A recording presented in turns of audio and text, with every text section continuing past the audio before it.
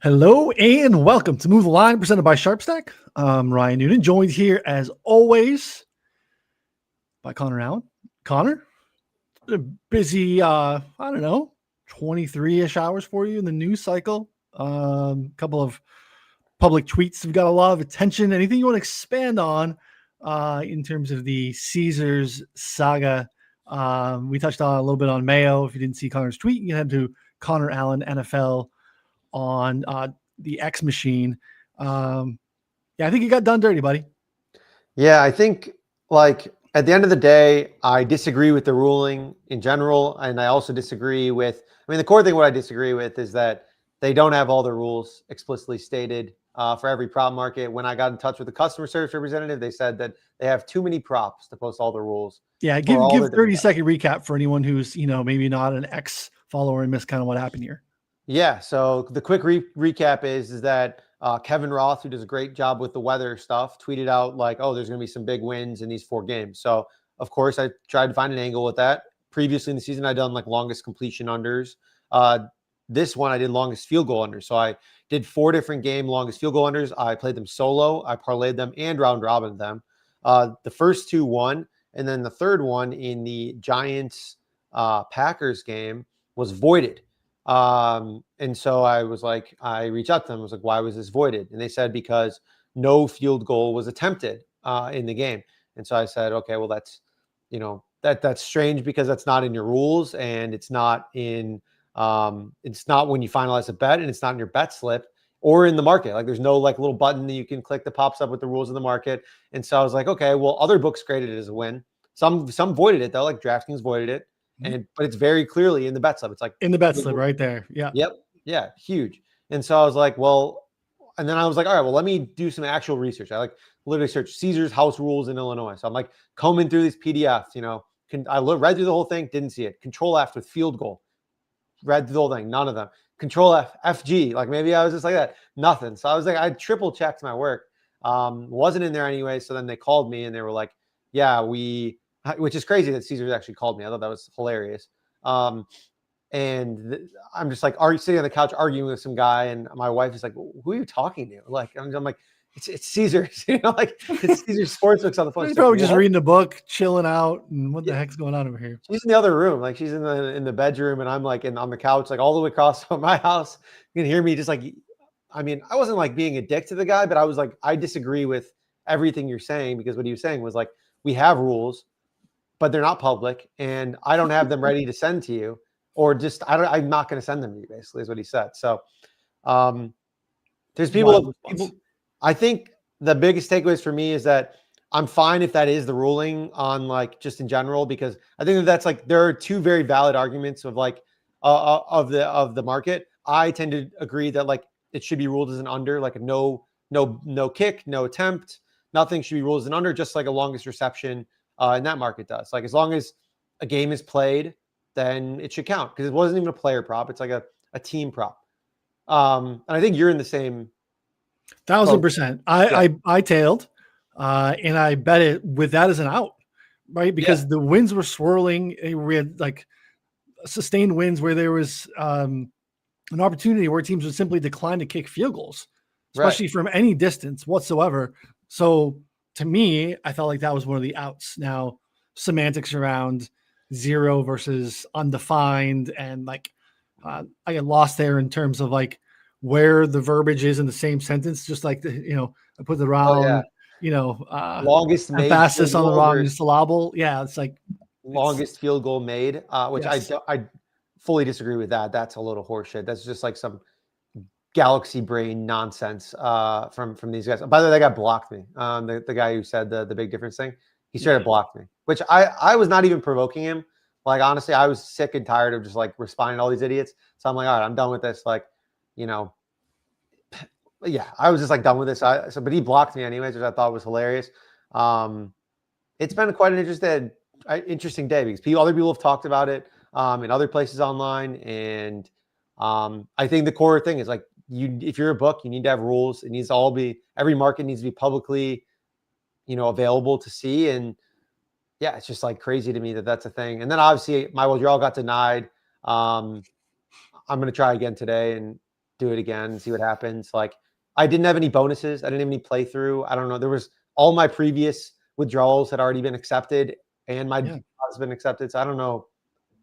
There wasn't a good reason besides maybe they were just mad at me because I was being. It's 1,000% why they're. It had to be right. It had to be right, because anything you look at in terms of why that would ever get denied would be some like KYC stuff you've already withdrawn from the book previously. Right. Like, I don't know. Like we have a ton of like options. We have a ton of accounts and access in Illinois. Like, I have to be able to move money in and out to balance accounts or make this account heavier because I play more here. We have a market that I like, and like we have to be able to like make that stuff flow. Like, it doesn't make sense that it's not your first withdrawal from Caesars. No. That's why it's like so wild. Yeah, it was crazy. So either way, spite. It's been a funny 24 hours. I thought that the reaction to me, I think, was most surprising, honestly, that so many people agreed with the book and thought that it's like, quote, common sense, that it says, because it says longest field goal made. In my opinion, you're just kind of like, if your argument is common sense, then you're just telling on yourself that you don't really bet that much, because longest reception also implies that a reception has to be made as well, but is not voided on a 0. It's an under is a win on a 0. So like, I don't know. And a lot of it's the old heads, because like the PPHs and stuff always voided on those. Correct. It's a lot of just that. It's a lot of old head sides and total only, probably. That's exactly what I was going to say. They turn their nose on prop bettors anyway, right? Yeah. We're just, just regurgitated fantasy bros, right? Like, they have no actual concept of like any nuance in that. And again, I made the analogy too, like, why would you not want to cape up for the bettors, right? Like, I feel like if you just want to argue semantics, again, it's like the argument of like, just, I'm going to go over to the casino and just stand next to, the guy, I'm next to the dealer and cheer for the house. Like, you should be also pointing out the fact that like they were not really clear at all with the rules. And the answer is that we have them and we don't share them publicly. And I'm not even going to share them by request is completely unacceptable in any way, shape, or form. And how that's not a part of anyone's like caveat to the argument of 0 versus undefined garbage was a complete miss. Like, I was getting really pissed reading the comment section of your tweets, because I'm like, who are these people? Like, what is this? Like, I don't know. I won. I bet it on a different book. Yeah. They cashed them all and I won. So I feel bad. It was a great look. Like, I was looking at the weather too, and I'm like, oh man, this is a problem. How can we figure this out? Like, where can we attack? And I like the field goal look. I'm like, oh, that's great. I'm not going to steal that, because sometimes I'm like, oh, watch that. And then at the end of the day, you get that big ass ticket. I got FOMO because I missed out. I'm like, I'm not missing out. It's a great angle shooting Connor Allen. I'm going to get in there and bet it. Yeah. Also, that was the most ridiculous comment of all of them, was some bro saying, if I was the book, I'd instantly cut your account, limit you to $5 for angle shooting, and then whatever else he said. Angle shooting. What the hell are we doing? Isn't everything that I'm trying to do here angle shooting? If you're betting sides and totals, you're angle shooting. If you do not have an angle, go save yourself a shit ton of time and just go bet on red or black, right? Like, then you have no angle. You just want to bet. You got a thirst for gambling. Like, I don't have a thirst for gambling. I want to win. I want to have an edge. I want to angle shoot. That's crazy. It's funny too, because I'm like, I like had to look it up, and I'm like, what is like maybe there's another term of like angle shooting. So I'm like looking this, I was saying using unethical or deceptive tactics to gain. It's a weather report. Like, I quote tweeted Kevin Roth, who's like the most popular fantasy weatherman in the space. And he's been tweeting about it for like a couple of days. And so I was like, okay, well, like the passing yards market for Baker and Josh Allen went down like 30 yards each. Yeah, like absolutely. Crazy amount. So that's why angle shooters. Yeah. It's just, that angle shooting, is just like so deceptive. To me, it was crazy. I thought it was, that was a ridiculous comment too. And it's like, I'm never going to forget it. It's like burned into my soul. Like, I couldn't, like, angle shooting. Like, we're trying to find an edge, man. Like, we're trying to find an edge. Like, there's other arguments too with this. Like, I generally am of the opinion that like, just take them for whatever they're worth. If they post to market, they should be held liable for taking action on the market, unless it's just a pure mistake. Like, the total's 48.5 and it's 4.5 or something like that. Like, sure. Yeah. You can void that or whatever, but like, you post a prop that's like a real prop, then you should take action on it. And like, I don't know. And have rules defining it. Rules defining it. Yes. If you make a mistake, we should not like reach out to you to let you know that this is a mistake. right? If then you decide as your part of your business, you then want to limit my action in the book, that's a choice that I have to make, and knowing that that's within the range of outcomes, that's fine. But like, this isn't an unethical angle shooting. This is literally like, if you were not factoring weather into your handicap betting sides and totals, like, then you're also not angle shooting. Like, what the hell are you doing? Like, I respect your opinion even less. I don't know. It was wild. Yeah, and I mean, my last thing here too is, like you mentioned, it's like the people commenting like that it was common sense or whatever were the exact same people that were like the people who say you're not winning the right way, like you're not winning like how we win, like there's like a segment of people on gambling Twitter who are like, if you're not betting sides and totals like a real man, like it's kind of like that whole like mojo. I just like to win. Money's green, like it's fine. Again, the ruling is whatever. Like at this point, it wasn't really that much money, and like I don't even use Caesars that much because they've already bricked my account halfway anyways. Like, I don't know. I mean, the start of the season, it was like $50 a pop I could get down, Then it like moved back up and then it moves back down. It's happened to like a couple of my other accounts. It's like completely oscillates randomly. And so, yeah, it's just been total mess. I was like, all right, I'm just going to leave a little money in there in case I can, I don't know, in case I can jam something else. But like, I'm going to withdraw the majority of my money and take my action elsewhere. Yeah, it's the right call. Just again, put it in put it in a big ass PDF file, hyperlink it on your site, or don't.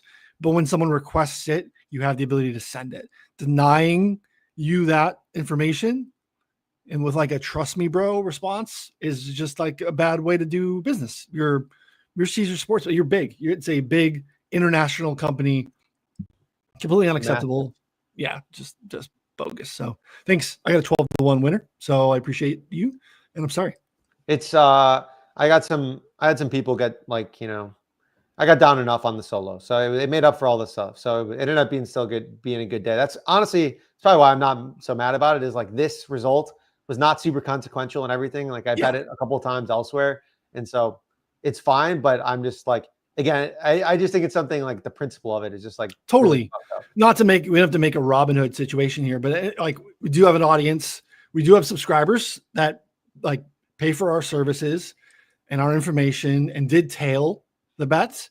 And like at the end of the day, if someone with a smaller account, you don't have much of a following on Twitter or social, whatever, and they make that stink, and probably nothing happens, right? It's a fart in the wind. But you do have an audience, and you kind of did have a little bit of a responsibility to stand up a little bit for the subscribers. And I think that's what your intentions were. If it was, maybe it was just you, I think you still probably have to, out of principle, like stand up a little bit to say, hey, this is a problem. But because we also had subscribers that were, get caught up as well, because they, maybe they didn't round robin and maybe they didn't bet it independently and they just, lost out on it. It's not fair. And again, if it's your rules, that's fine, but you didn't ever show them. And that's not cool. Yeah, crazy. All right, check out sharpstack444.com/plans, new suite of betting tools, free 7-day trial. If you want a discount code, hit us up.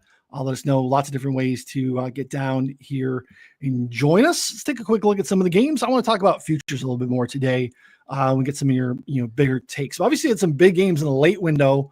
Some of the early stuff. It's actually really good, exciting football in the early window. Surprisingly, like sometimes the early window is a bunch of stinkers, but we had but OT with the game in Spain, and then a bunch of like late final drive type deciding stuff in the early window. And then the late window, the Niners kind of rolled, but then the Rams and Seahawks was a close game. Baltimore Cleveland was a lot closer than I think we were expecting. Obviously, the Denver Kansas City game came down to the very end as well. And again, one score game on Sunday Night Football as well. So pretty good week 11 slate overall. Or some I guess a big takeaway or anything you want to highlight here off the top?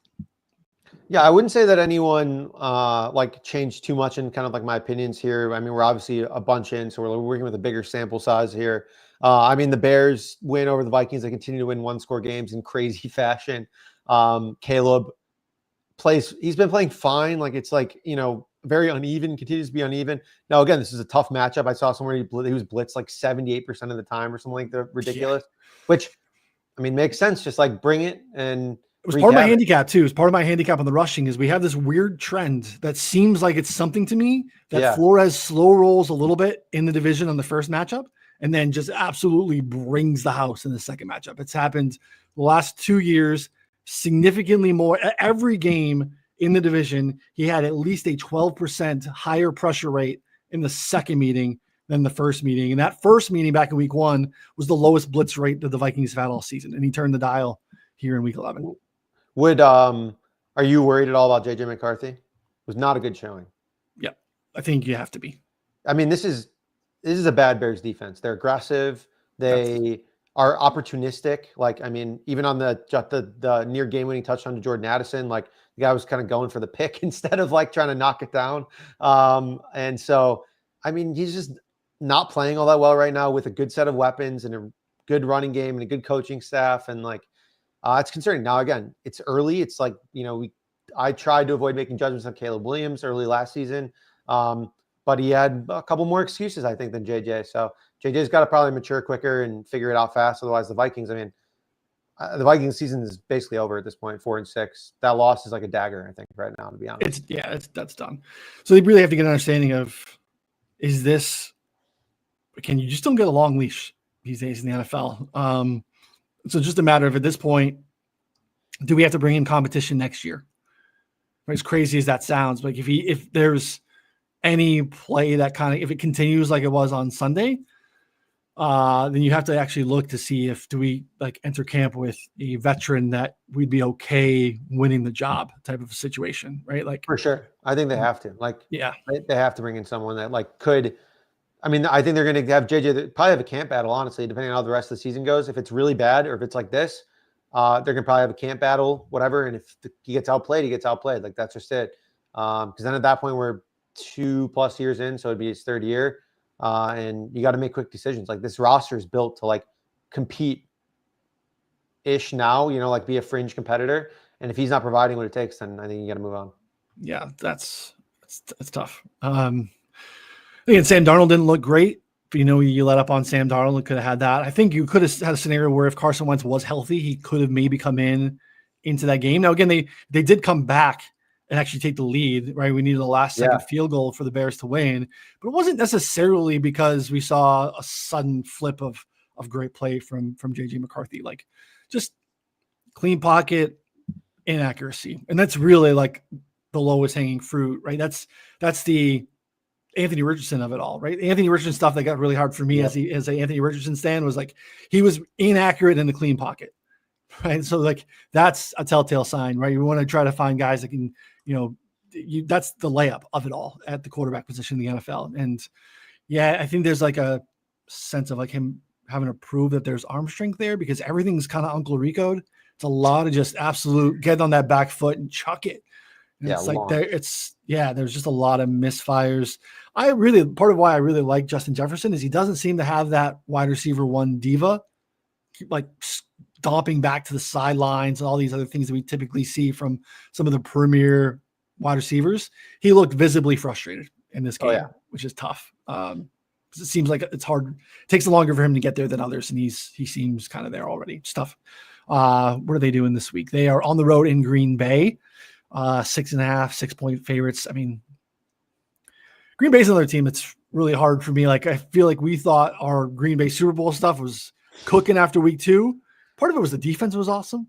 Yeah. And they had so many outs in terms of how they were going to be able to score offensively, where it might have been a little bit of a challenge from like a prop betting or a fantasy standpoint, but like it didn't really matter. Like, they had a bunch of weapons, and now it feels like, man, take away Tucker Kraft. Now we take away Josh Jacobs for a while. The offensive line's been a disappointment. It was a tough scenario. Like, they were real wins, swirling wins. And when they win so much vertically, there was some not great football to be played there, but they dropped a ton of, they could have actually won that game by a lot more than 7. They dropped like 3 or 4 picks. We could have had a full-on Jameis experience here, but there were a bunch of Green Bay interception drops in that one. Any thoughts on that or anything else you want to touch on before we jump into some of the future? I mean, they let the Packers let the Giants run 70 plays, basically 69 plays. The Giants ran the ball like 35 times, something like that. 38 times total. So yeah, we're going to get some hope. I mean, not hopefully, but I think we might get another Jameis game. Who do they play? Who do the Giants play this week? The Lions. Could be a fun Jameis game. I mean, just tailing the whole time, trailing, just chucking it. I mean, that I wouldn't hate that, but yeah, I mean, with the wins and everything, I don't think it was going to be Jordan Love's best game. He got injured too mid game. We saw Malik Willis Yep. for a couple of snaps, who played pretty well. Was honestly just kind of running and shooting out there. So I thought that was interesting. Josh Jacobs, as you mentioned, got hurt as well, touching out some time. So yeah, when you're running out of like, they already didn't really have like a guy, you know what I mean? And I would say Josh Jacobs was closer to a guy for them, like a key figure. Now you're looking at like, Romeo Dobbs, Christian Watson, and Matthew Golden continues to be like a sum of parts receiving room. That's fine. They're not like bad. They don't have someone that you can rely on, I think, if you need a big play, basically, no matter what. Yeah, I agree. I mean, it's a bad Giants secondary. They were able to take advantage, but yeah, it hurts their ceiling, right? When you had that run after the catchability of Kraft and then healthy Jacobs that, could really handle, solid 18 to 20 backfield carries efficiently, rushing yards above expectation type of stuff. It feels like they're going to be without for a little bit. This is a really tough week for quarterbacks. Quarterbacks injured all over the place. Bryce Young got injured and left the game. I don't think he actually left the game, but hobbled off multiple times. In the same game, Michael Penix got injured. We had what felt inevitable with the Chargers offensive line where Justin Herbert got absolutely pummeled. That was a bad Chargers loss, like 35-6 against Jacksonville. And again, it was more of the same from Trevor Lawrence. Again, they won 35-6, so I don't want to dunk on Trevor Lawrence, but he wasn't good again. And I hated myself because I was mad because I wanted to bet Trevor Lawrence unders, and they all came in. He was terrible. I mean, injuries to Aaron Rodgers. We don't know if we're going to have CJ Stroud back. It was kind of a rough quarterback injury week. So it's going to really impact the week 12 slate again. The markets are not afraid to post these lines. And, even though we have some ambiguity around the quarterback position heading into the week, which is interesting, we have had a little bit of a flipping with the Falcons Saints game because now it feels we definitely are going to be without Penix. So there's a Kirk Cousins game, and now you have a Saints team basically favored across the board, 1.5 in some spots. Didn't think the Saints would be favored in any more games this year, but here we are. No, yeah. And I mean, well, they're problematic too because the Saints can stop the run reasonably well, and the Falcons can't do anything but run the ball at this point, especially with Kirk, no Drake London, Darnell Mooney just seemed like he's still recovering from an injury. So, I mean, it's a tough game now. We're 38.5 point total. Going to be a really, really ugly one there specifically. But there are some other interesting ones there with, like you mentioned, the Texans, Bills, like with Stroud probably out. Bills are 4.5 point favorites. Like if he's for sure out, does that climb up to like 6? I mean, yeah, I don't know. I don't know what to make of Buffalo.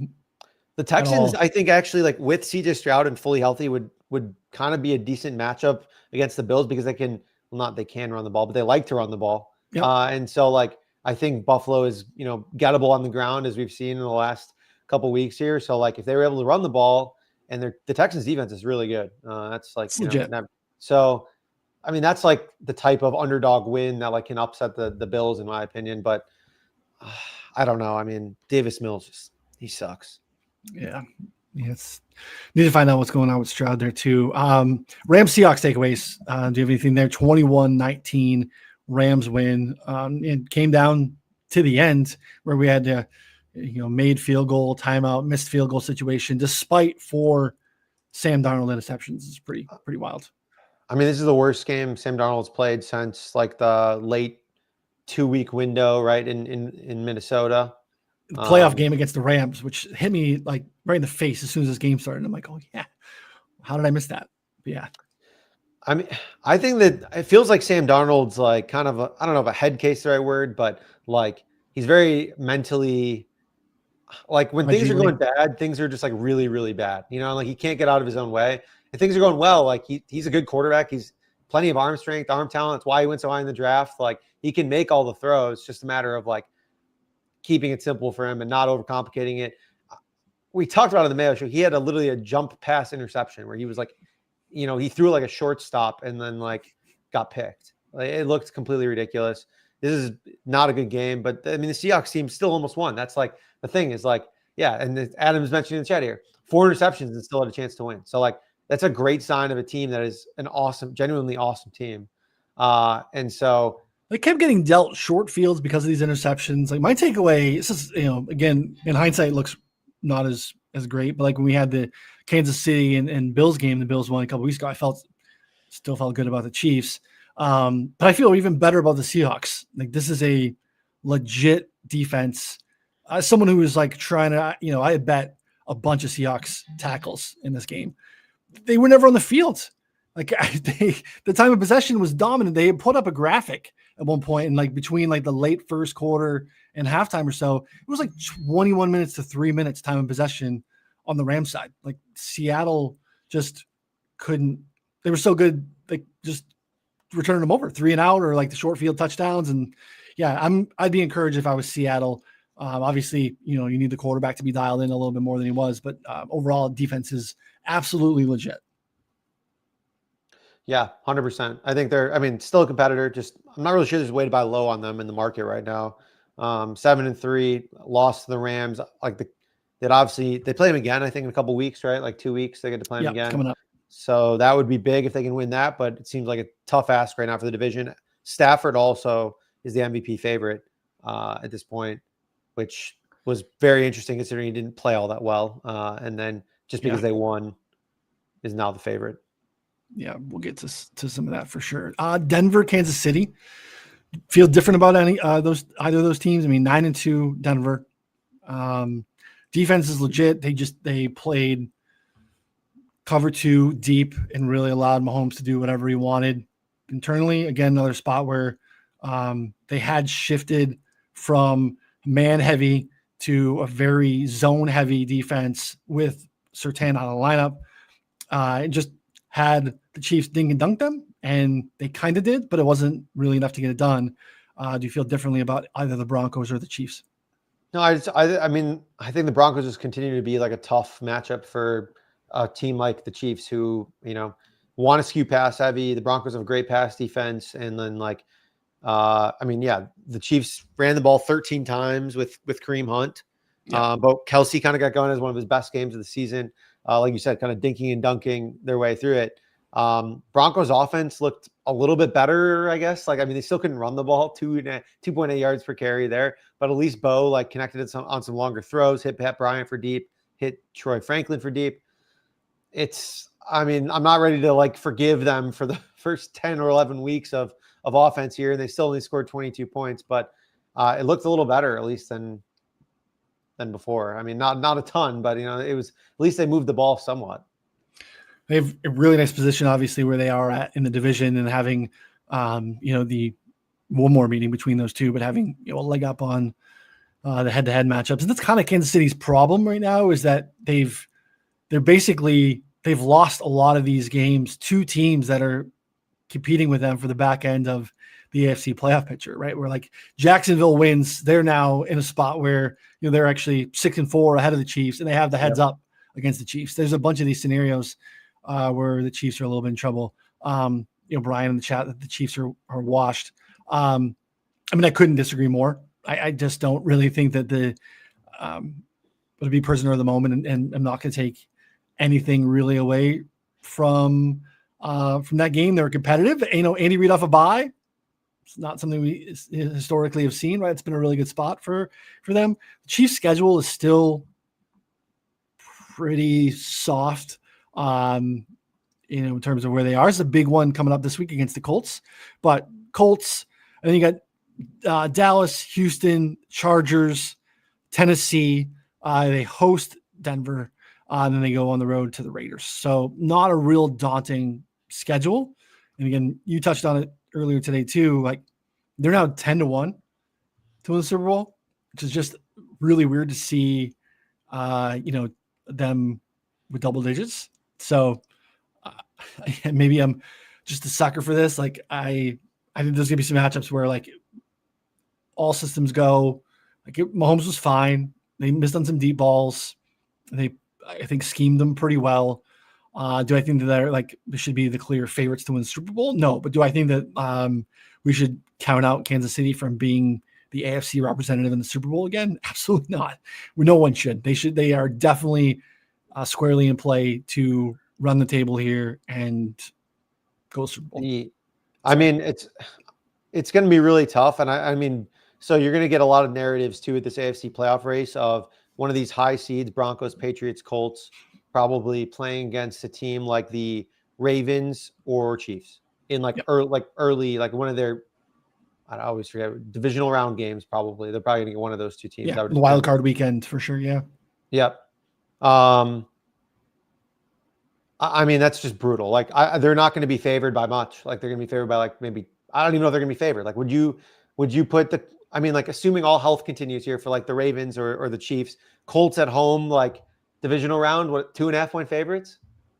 No, I don't think so. I think it's like even. Yeah, I think it would be even. Yeah. And again, we'll get a taste of it this weekend. I think how that goes. This is a really impactful game, for the Chiefs. But yeah, I just don't sleep on them. They're fine. They'll be okay. Yeah. Defense is still good. Yeah, playoffs are going to be interesting in the AFC because you're going to have some really good road teams, like you said, in those divisional rounds where, we can get a scenario where if the Patriots do win the AFC East, the Bills push themselves down, right? Then all of a sudden the Bills are a 5 seed, right? So, Adam's in the chat. Yeah, Ravens, Bills, right? So the Ravens win that division. They're going to be the worst record in the AFC divisional winners. So the Ravens become the 4 seed, and then the Bills are the 5, right? So Buffalo's got to go to Baltimore in the wild card weekend, right? Like, crazy. We thought that was going to be the AFC championship game possibly, right? So, totally. It gets interesting. And then that makes the race for the top seed with these 3 teams right now with the Patriots, Broncos, and Colts even more impactful, right? Because you're basically fighting to dodge the Chiefs in a way, right? Or like whoever becomes second, you end up playing the Colts. So like getting that 1 seed in the AFC becomes, I think, really important. Obviously, get the bye, you obviously get home field advantage, but you also probably end up avoiding Kansas City in round 1. So really, really, really impactful stuff here moving forward. Yeah, the playoff race is gonna be awesome. Again, I don't think that there's a ton of actionable stuff in terms of like what the spreads are going to be or anything look at like that. But I would say like just take stabs on one of these other teams to win the Super Bowl, because I think that all you need to do is the Chiefs or the Bills or the Ravens to make the playoffs, and then they're squarely live. And I would say as good, if not better, than a lot of these teams at the top, which may not always be accurately priced into the odds. It certainly is more than public sentiment. That's for sure. Like public sentiment's like, oh my God, the 2 seed Patriots are going to lose to the 7 seed, or whatever, like so-and-so. And like, yeah, like that or whatever, like something like that. Like we're going to get all the crazy, cringe media, like biggest upset ever. And it's going to be like the spread's going to be even, Correct. But I think from the futures market, I think that makes sense with Super Bowl stuff or like conference stuff. Yeah. Yeah. All right. Any the week 12 early lines jump out to you, and then we can touch on futures and wrap. Our guy Hunter played Seahawks over the Titans, like minus, I don't know, what, 11.5, 12.5. It's up to 12.5. Yeah, I got in on that too. Yeah, I mean, still some FanDuel 120. Just a really tough matchup for this Titans team. Calvin Ridley, for whatever he mattered, was carted off, I think, or was, didn't look good. Tremonti DK as well, dinged up. It is like the Van Jefferson show. It's going to be Gunnar Helm and Chig Okonkwo. Like, it's going to be real tough for them to move the football. I don't know what Cam Ward's passing yards are going to be at, but 150 might still be taking the under. I mean, I'm not going to lie. It's just tough. Like, I don't even think Cam hasn't played well, but he has no options, no coaching, no O-line. Like, I mean, what are you going to do? Yeah, that's a rough spot. Yeah, I thought the Saints were going to be interesting as, home dog against the Falcons, because I saw enough of the Falcons to be like, man, this is also another spot where it just feels like some egregious coaching decisions there. It's bad quarterback play, and now it's Kirk, and again, now we've lost the plus money. Well, I will say Pinnacle's still +1. Saints small home dog minus 117. Some other places have cooked out a little bit. Oh, FanDuel still +1.5 minus 115. So Saints are interesting. I think the Rams are also pretty interesting against Tampa Bay. But again, just some injury news that I want to see here a little bit. I'll be happy to take See if there's any positive Colts momentum. If we can get the Chiefs at home at less than 3, not there yet, but there are some 3s and maybe moving that way that we've gone down from 3.5 and from the open. Should the Bears be more than 2.5 or 3-point favorites at home against? No, not against Mason Rudolph and the Steelers. I guess true with Mason. Well, yeah, we're probably gonna get Mason, right? Like, I mean, it looks like so. Rodgers is like what do they say, like crack in his hand or something, or wrist or something. It's like, yeah. I mean, he's not all that good anyways at this point in his like time. Man, I don't know. It's Mason Rudolph against like this Bears team that's just like, I would assume they're just going to blitz him like the whole game and just, make his life tough. Now that being said, with your DK Metcalf, like he's probably going to catch a long one on him or two, but Mason Rudolph sucks too. They might have Jalen Johnson back. The Bears might get Jalen Johnson back this week. That would be huge. Jalen Johnson would be massive. I mean, that's the bull case for the Bears long-term, honestly, is that their secondary gets healthy and then their defense isn't really that bad.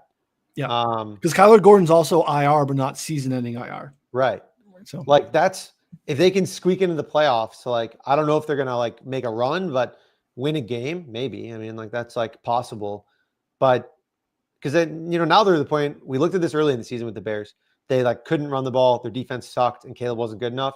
Now they're at the point where they can run the ball, kind of.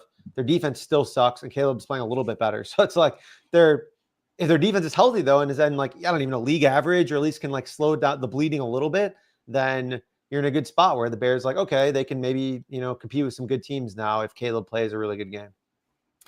Yeah, 7-3, they are, leaders in that division. They could lose the rest of their games on their schedule. Like, it's a tough schedule. And I don't mean that like to take a shot at the Bears at all. The Pittsburgh game obviously gets easier because of the injury. And now you don't have Aaron Rodgers. Again, he's been playing decent this year. But then you go after the Pittsburgh game at Philly, at Green Bay, home to Cleveland, which again, they're solid favorites and look ahead markets there. And deservedly so, right? Cleveland's quarterback situation could be a mess. We don't even know who that could be. Then after, on the other side of that, their final 3, Green Bay, San Francisco, Detroit. Right? The Detroit game now, obviously, without a doubt, becomes one of those Week 18 games that's going to matter. Right? I can't imagine a scenario where, Detroit is punting on Week 18 because they've solidified anything at this point. So it would have to be like they're locked into like the 2 or 3 seed, basically. Fair. It would have to be something like that. Yeah. Which I think is still possible. I don't know all the outcomes, but like, if like the Bears keep losing and they keep winning, which I think is possible. But yeah, I would say significantly heightens the chance that it's like a real game for them. Yeah, Chicago's 1 game ahead of them. And then you have the half game that the Packers are ahead of them, technically, right? Because of the tie. So, the Lions are in 3rd place currently in the division. So yeah, those just get really tough for the Bears down the stretch, and a bunch of those, the back-to-back road games, Philly, Green Bay, tough. This Pittsburgh games becomes, even more important for the Bears. Every time we bring it up, though, I gotta say it's going to be awfully chilly. It's going to be a cold game. It's in Chicago, so I will say if there were ever a time to play Detroit at home, it'll be like first week of January. It doesn't get much better than that. If you are plus fully, you're more healthy in the secondary. Like, dial me up a golf under. This is what dreams are made of. It was disastrous last night. Yeah. Oh, it was like 44 too. I mean, not that it was warm, but it wasn't like we have like the line of demarcation for golf viability, right? Like at freezing or whatever you want to call it. Usually, yeah. And I guess we have to move the line up a little bit now. It's like 45 because it was rough. It was Solak tweeted out that like it's 60 degrees or under. He completes under 59% of his. It was like 59% of his passes, something like that. 60 is not even cold. I mean, this is like 50 is not cold, 40 is not cold. Like freezing is really not even that cold either. Like if you're like warm, it's like really when it gets into like the teens. That's like when shit's like, oh yeah, yeah, which is very squarely in play for this Week 18 game for sure. And look, the Eagles defense deserves their flowers here, right? They were the antagonizers in this, right? Deflected a bunch of balls. The Jalen Phillips acquisition is massive. They have now, a group of pass rushers, both at edge and interior. They have 2 outstanding elite all pro corners, right? Adoree Jackson is still someone that you can exploit if the quarterback has time, but Cooper DeJean and Quinyon Mitchell are fantastic. So they deserve credit. Again, they get Nakobe Dean back, who's a dog. I mean, literally Georgia Bulldog, but also like playing really good ball. So like they're trending in the right direction. So they deserve some credit. It wasn't all just cold weather, but it was bad golf. It was one of those situations. As someone who was rooting for some Jameis alts, it was sweaty. But Jameis got there, but it was. Yeah, what did Jameis finish with? Like 80 something. I got plus 204 for 75 plus. So nice Sunday night capper. Yeah. All right. Really the bell of the ball is the Colts and Chiefs in week 12. We have a just abysmal afternoon slate. Go touch some grass, on Sunday afternoon. Jags, Cards, Browns, Raiders, Eagles, Cowboys. It's okay. It better be okay, right? If it's not, then Falcons, Saints. So tough. Might just take a nap.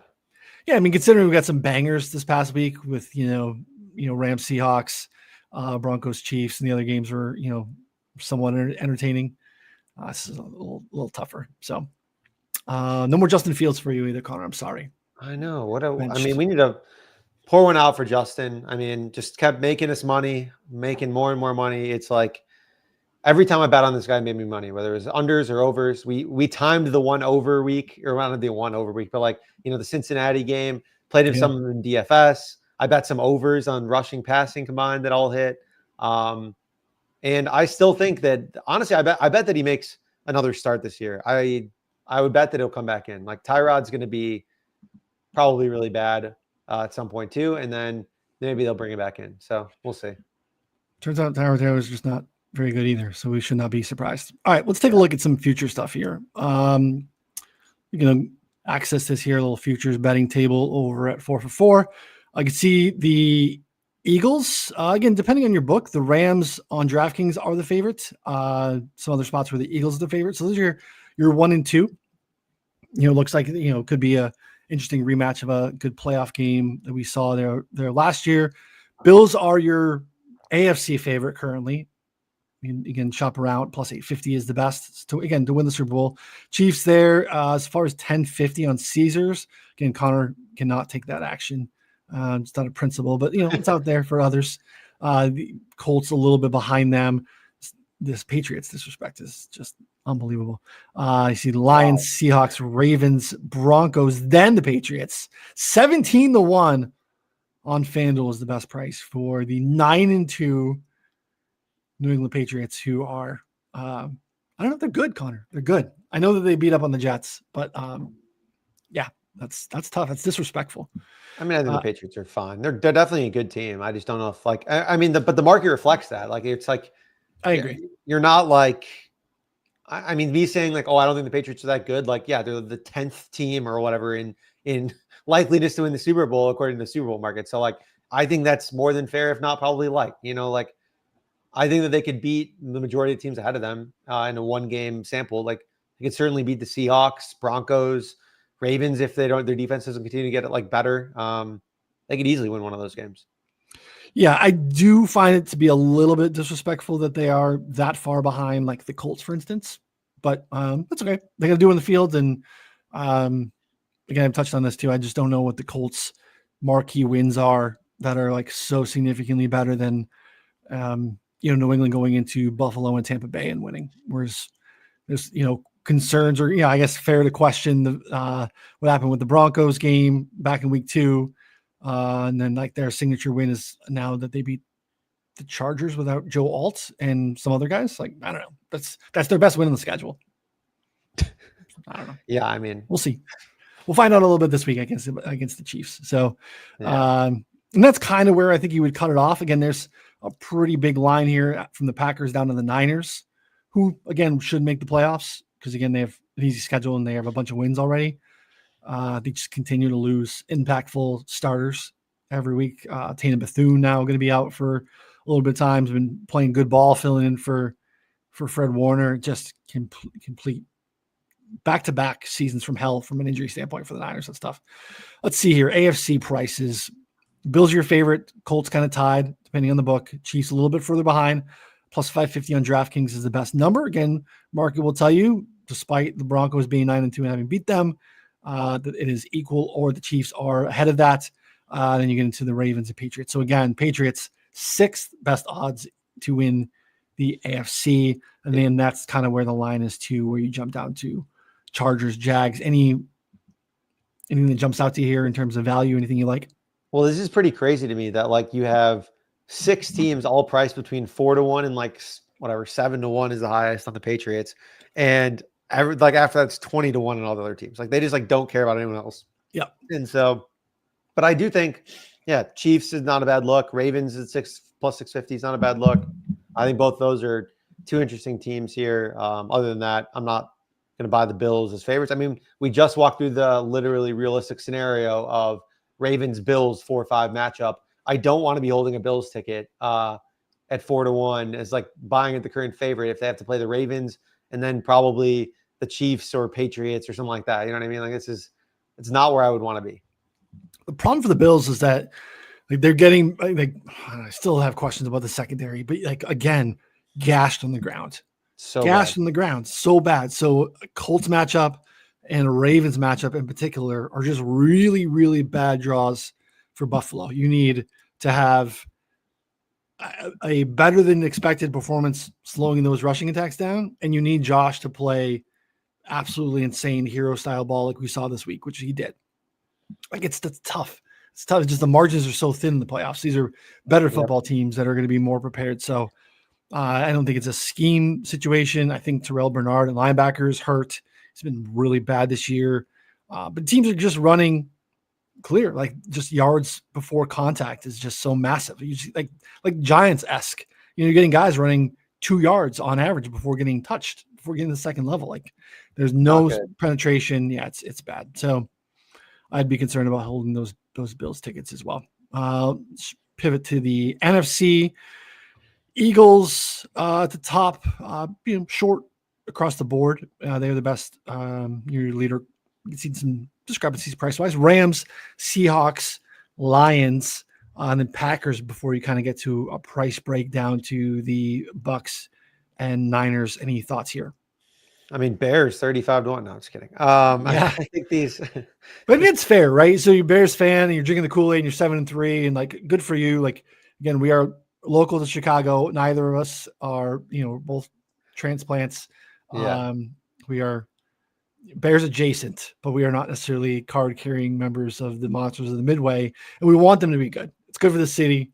It's been real bad for, a city that loves football so much. It's just been bad for, 60 years, really, with a couple of pop glimpses. Pretty much. Again, that's it. Again, no team in the history of professional sports has got more juice out of the squeeze than the 85 Bears. Like this city loves that team. Still loves that team, who probably should have won multiple Super Bowls. They did not even go to multiple Super Bowls. But again, like to be a winner in Chicago carries a lot of weights. They're desperate for it. But this is the market kind of telling you where they really are in the hierarchy. The fact that there are, again, 7 teams ahead of you. And again, there are only 7 teams that make the playoffs. Yeah, not a good spot to be in. Niners being ahead of them, I think, is a little disrespectful with 2 other teams in the division, and just given their injury stuff. But I mean, they're way ahead of them. I mean, they're like 35-1 versus 16-1. We'll see. I'm kind of leaving them alone. But I'm also just like not all that impressed with the NFC in general. Like the Eagles, I mean, their defense, as you mentioned, is playing really well, but their offense, I think, still has a ton of issues. Like they just are not. Something's not clicking here, and the Rams, I think, had a little bit of a down game. I think if I had to buy anyone, it's probably the Rams. Their defense is playing relatively well, and their offense, I think, is capable of carrying them through like anything if need be. So even though they didn't play particularly well in this game, I think it was more of a symptom of the matchup and less about like them as a reflection of the team. Agreed. I think the Rams at plus 310 is a pretty good look. It's hard because again, the Seahawks thing, Sam Darnold is going to have to answer the bell against some really good teams, right? He's going to have to beat the Rams and or the Eagles to take them there. And that's a tough ask.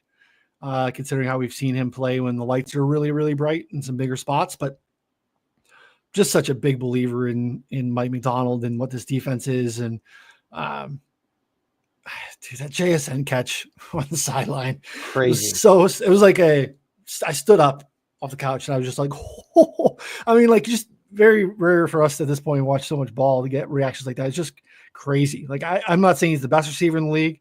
I just don't know that there's anyone better, right? So he's like in that discussion where it was just so concentrated, and everyone knows that they're going to him at such a crazy clip, and they still really can't stop him when he can make plays like that. Like, I don't know. Yeah. I think he's like ascended to the Jamar Chase, Justin Jefferson, CeeDee Lamb, Puka tier. I agree.